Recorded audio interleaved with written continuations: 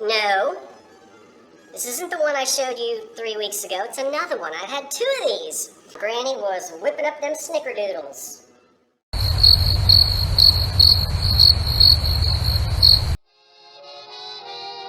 an old curiosity shop. Every once in a while I go by there for the fond recollections that lie there in that old curiosity shop. Well, good afternoon, everyone. I'm Scott from the Old Curiosity Shop, and Happy New Year to you. I haven't really had a chance to say that to you in person. This is kind of in person. Well, I guess it's as close as we're gonna get. But Merry Christmas and Happy New Year and all of that stuff. Boy, today is Monday, whatever it is, the 2nd. I'm kind of thrown off because we had an extra day. Usually we get up the day after New Year's Day and go to work, but we had an extra day, we had a Sunday, so I guess today might be the 3rd, Monday the 3rd.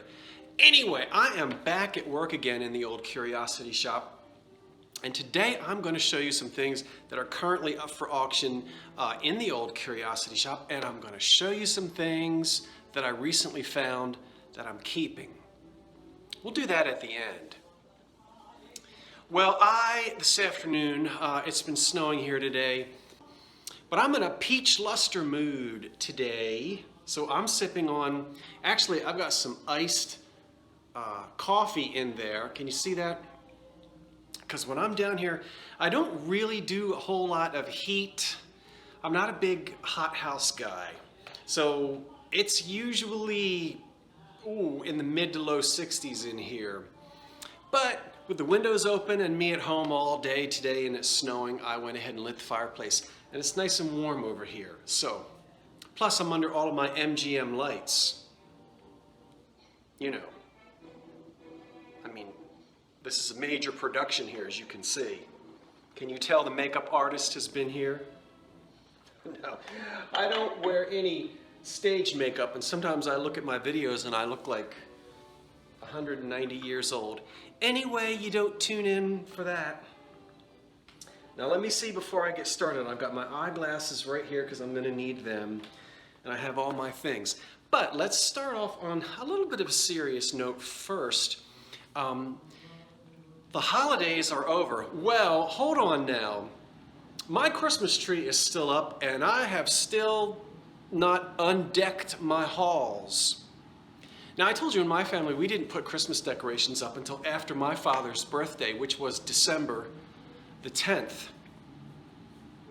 So normally we would only have maybe 10 or 15 days before Christmas to enjoy our decorations. And we always kept them up until after Epiphany. So cheers to all of us who are not ready to box the Christmas up yet. Now, I know a lot of you are looking back here and you're going, okay, enough, Christmas is over. Well, maybe that's because you've had your decorations up since Labor Day. So I completely understand those who are ready to box it all up on New Year's Day. But the rest of it, well, some of us are celebrating the 12 days of Christmas, so cheers. I'm going to leave it up for a little while longer. And it was nice to have the tree lit and all the windows open as it was snowing today. Oh, I was going to tell you, here's the serious introduction and then we'll do the thrift haul. Now we are going to be taking the decorations down. The tinsel gone, the Christmas cookies have been eaten, and the relatives have gone back home. And a lot of people now settle into sort of the long, dark, cold months of the winter, and it can be very difficult on folks with seasonal, what is it, not disorder. I should have gotten the terminology right, but you know what I mean. That can be very serious for many people, and a lot of folks will often feel extra symptoms of depression, especially during the month of January. So I think I just spilled my, isn't that awful? I'm sitting here and I'm spilling this all over the, oh, at least it's iced. So listen, I am going to encourage folks to get proper sleep, not too much, but not too little.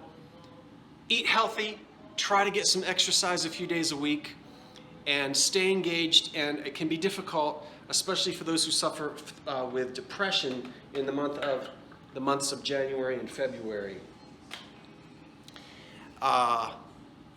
It's not an easy time for a lot of folks who deal with the symptoms of depression. So anyway, I just wanted to say I encourage everyone to, do what you can, talk to folks, stay active, and you can always watch the old Curiosity Shop. I'm sure that I'll provide you with some type of entertainment to sort of pass the time if you're stuck inside right now. I'm all boosted up, 2 shots and the booster, so I'm getting out there, but I'm careful, mask on all the time. But I know a lot of folks are really going to be settling in and not doing a whole lot for the next 2 months. So, hey, enjoy all of the thrifters that are on TV or whatever it is you enjoy watching. And now that I've talked for 25 minutes, let's see what I've got for sale. We're going to start off with a Porcelair Pot Teapot. This holds about 8 cups, and this is going to date to the late 1930s. Porcelair is almost always marked. I've never found one that's not marked Porcelair on the bottom. The company has an interesting history. They were in Ohio, and then I think Pennsylvania, that sort of Pittsburgh area, Pennsylvania, and then close to Ohio. And of course, they made porcelain light fixtures. If you grew up in a house in the 30s, you probably had some. But this is the Flamingo, and it came in 2 different styles. This one is the one that's a little bit cruder. The execution of the plants down here is a little childish. And there's another mold that has a slightly different flamingo. We're not really sure why there were 2 molds, but it may be the reason that they just wanted to clean it up a little bit. Good porcelain, nice and heavy. This one does have, right in the flamingo's neck and in his body, there are a couple of air bubbles that popped. I don't know how well, this doesn't always want to focus when I want it to, but that's just production damage, and that will bother some folks. So they're not chips, but the little glaze bubbles popped. Originally, there was either a porcelain or an aluminum drippolator that sat here on the top so that the coffee could drip through. Most of the time when you find these pots, that's missing. You can find them, but you can still use them even without the drippolator. So, very nice from the 30s. I like that side, which gives you a really cool deco look too, with these kind of sort of Venetian blinds. Doesn't that remind you of that? No chips or cracks. Let's stick with the teapots. This one I showed you before, so I'm not going to talk about it, but I told you I listed it and I didn't list it. There it is, it's now listed. Very quickly, it is the Crocus Pattern, sold in the Sears and Roebuck catalog in the 1930s by Hall, H-A-L-L. Although they're not going to say Hall on the bottom, they're going to say T-O later, because it's a teapot. So this we've already talked about, we've already seen a deco stylized pattern of crocuses. So I finally have that listed. Here's another piece I talked to you about and then forgot to list it.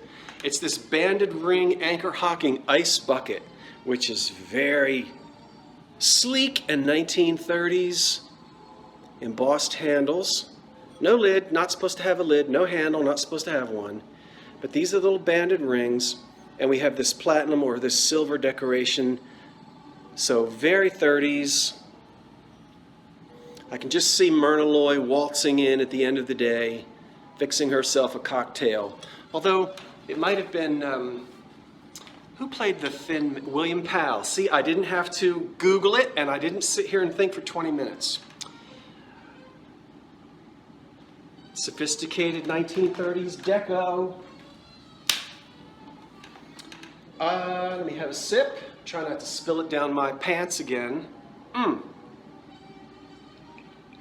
Isn't that awful?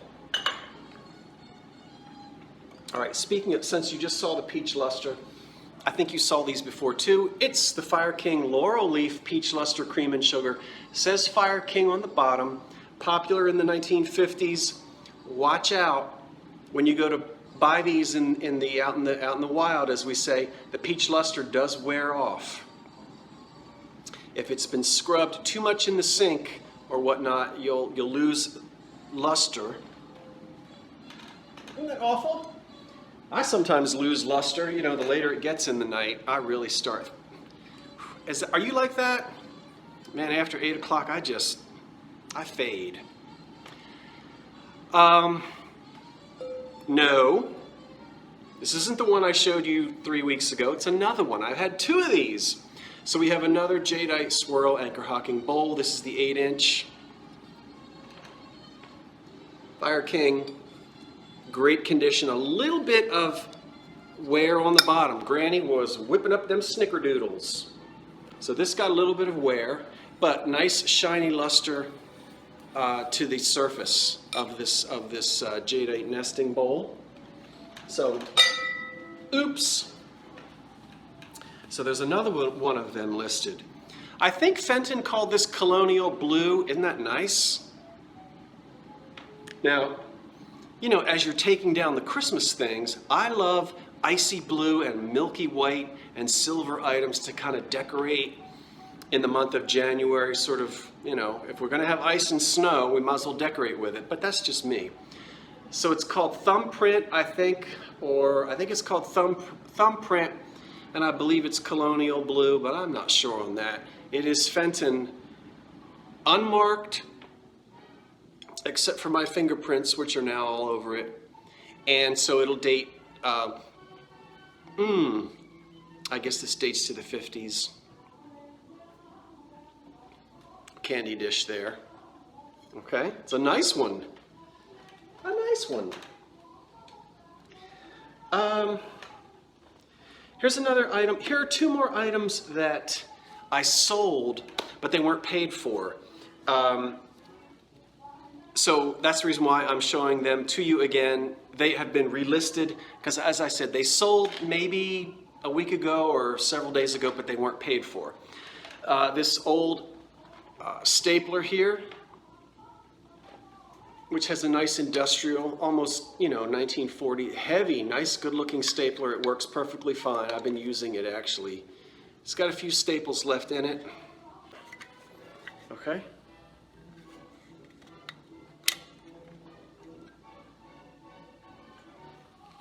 Well, you could really knock somebody out with that if you had an intruder.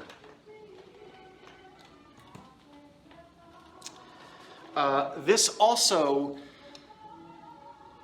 sold at auction a few days ago, but the buyer is not going to pay for it. So I'm relisting it. It's the rings pattern here, and this is an early hocking pattern. And so a little snack bowl there, could be a vegetable bowl. So we talked a lot about that. And so therefore, I'm just letting you know that it's up for auction again. Ooh, what did I do? I didn't do anything. Okay, look at these. Well, show them to you, right? Okay. I have 6.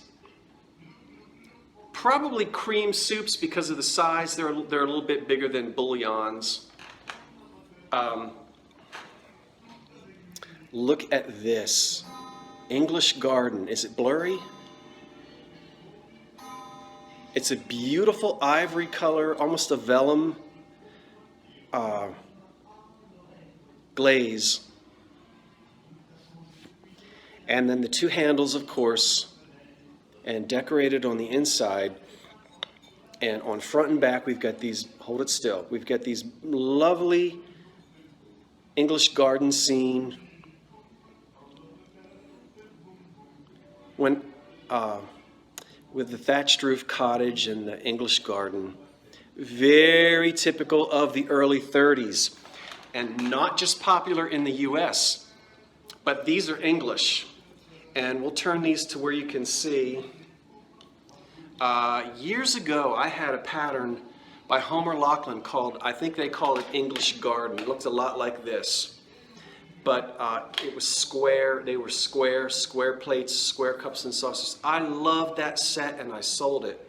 Somebody talked me out of it. I wish I still had it because it was really nice. And I think their glaze was actually a vellum called vellum, but I don't remember. Here we can see it's made in England. Yeah, okay, so this is called Hampton Ivory. And then I think that pattern is English Garden. But very much like, hold on for a second, what did I do? I think I still have it on the floor. It's over here somewhere. Where did I put, oh, I know where it is. Hold on, enjoy the fireplace. The chestnuts are roasting. Oh, here it is. I'll break my neck on this thing. I'm going to try to show you, give you a little bit of a comparison. You probably already know what I went to get. The fox print. Boy, doesn't that look just like a R.A. Fox print? So very, very, very circa 1930. Now this is an American print. We've already seen that. But these are English. So this type of English garden scene was popular on both sides of the pond, as they say. All right, so you'll get 6 of these. And if you want to serve bouillon, go ahead, but I think they're big enough to be small cream soups. And it was perfectly acceptable. Emily Post said so. You could pick these bowls up and you could drink your cream soup to get the last bit out rather than scrape at it with your spoon. She did. You certainly are allowed to do that and you will not get smacked. Here's a pretty little teapot made in Japan, and it has the Nippon mark on the bottom of it. A nice porcelain hand. It probably holds about 4 cups. And I would call that a little teapot. It's not a decal. And it won't show up in the video, but the base color here is almost a minty green, a bluish minty green, but I think the lights are washing it out. There's flowers on that side and a nice gilded handle. It's the original lid. And there's the hand-painted Nippon on the bottom. And we know this is going to date sometime before 1921. And we'll take a look there on the inside. It's nice and clean. This is a really nice little teapot. I think it's very attractive. No chips on it, none at all. Now let's stick with Japan, but now let's go into the 1930s. So we're going to go after the Second World War. And this is a typical made in Japan mark that we see on items that come out of the 1920s and 30s. Between the wars is really what we say. And it's not corn on the cob season, but there's nothing like a taste of summer in the middle of winter. So go and get some corn and serve it on these wonderful Majolica glaze, whether you can see it or not. Corn dishes. Now I've got 5 of them. Of course, I'm selling all 5 together. There were originally 6, and they came with a larger size corn platter. And I've had that whole set before. This time I've only got the 5. But they're very heavy. There are no chips or cracks on them. And they're just delightful. All right, so there's 5 of those. A little tiny mixing bowl made by Hazel Atlas in Ritz Blue. Okay, this is from the nesting set, so that's a 1930s mixing bowl. From the 1950s, a Frigidaire porcelain Rooster Trivet in sort of a 50s color. I have, lights here. We're not going to really debate the color because the light is messing it all up. But it's a 1950s greenish, bluish, tealish, aqua-ish, color with the rooster.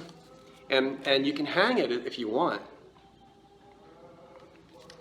And it says on the back of it, it says the Pot Rooster, porcelain, the finish that stays new, looking forever. Rust-proof, acid-proof, heat-proof, blah, blah, blah. Only Frigidaire has refrigerators, ranges food, freezers, washers, dryers finished in this lifetime porcelain. So I imagine this was probably some little free advertising. Who knows how you got it, but it's cute and it's from the 50s. I also have a black cat with no marks on the bottom. Was it a homemade piece? I don't know. Could have been. Green eyes. Those cool and limpid green eyes. And he stands, I don't know, is it 5 inches, maybe 6? It's heavy too. Not lightweight ceramic. And I like this example. These cats have been made from the 1930s into the 60s. The ones from the 30s usually have a much more Art Deco look. In fact, I'm going to show you one because you're going to say, why don't you keep that? It looks like Salem. I used to have a black cat. I had a black cat for many, many years. It's the one who meows at the end of my videos. And he passed away last spring.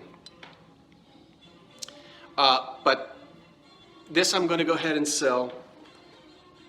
And it does not have that 60s look. And it doesn't have a 1930s look. It's not stylized. It's a pretty good representation of a black cat. The one that I have from the 30s, hold on, I'm going to get up and... I got to leave you again for a minute. Stepping over extension cords and whatnot. Let me show you the one that I have, and this is the reason why, well, you know I like the 30s.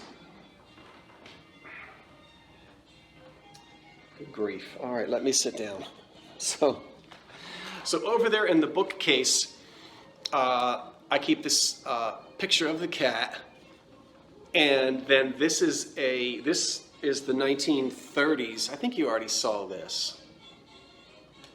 Okay, and then this one does date to the 30s. Look how sleek that is, and it's stylized in an Art Deco fashion.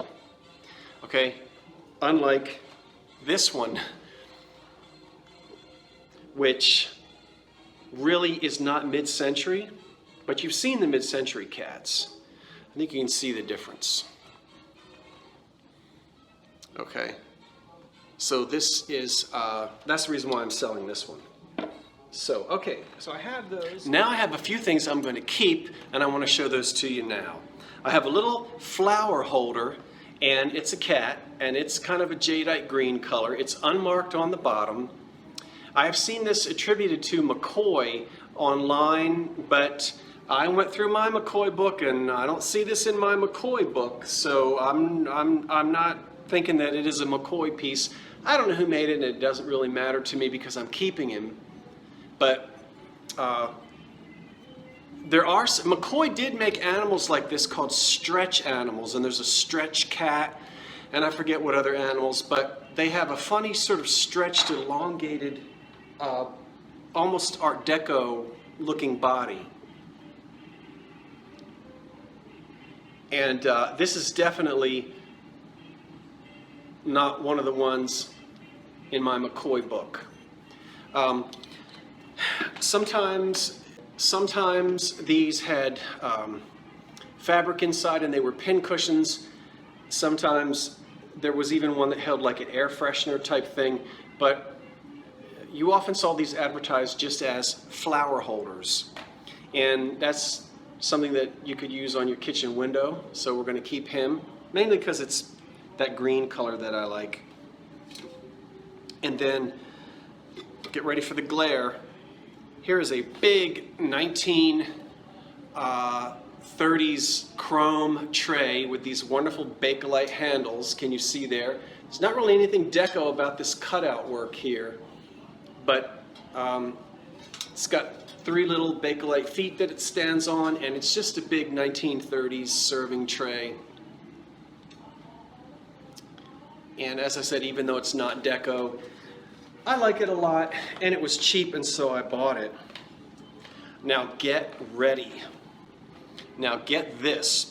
I had a detached retina moment when I walked into my thrift shop and found this for $3.99. Okay, all you Art Deco fans, are you ready for this? Have you seen this before? Wow. Wow, wow, wow. What is it? Well, it's a casserole dish down in a chrome pierced caddy or tray. Look at that lid. We got a lot going on. Does it look like the top of the Chrysler building? Well, it's called the Chrysler Pattern. Yeah. And it was actually made by Hall, H-A-L-L. But they didn't decorate it. It was made exclusively for, and many of you have seen this. Let's take off the lid, separate it from its caddy, and we'll turn it upside down and we'll see. Made exclusively for Foreman Brothers by the Hall China Company. Well, they made these shapes, blanks, undecorated, shipped them over to Foreman Brothers, who would put them down inside of their chrome carriers, and they did all the decorating. So it's actually the Foreman Brothers who iridized the bowl. We can see that it's completely iridized, and they also did this decoration on the top, which is referred to as the Chrysler Pattern, certainly because of the Chrysler building. So it's in excellent condition, hardly ever used, and they only made 4 items in this pattern. I now have 2. The one that I've already got is the little tiny candy dish with the chrome and the little handle. We've all seen those. But they also made this casserole dish, and they made 2 other items, and they made a coffee pot. And what else did they make? A big cookie plate. I think a big cookie plate with the chrome around it.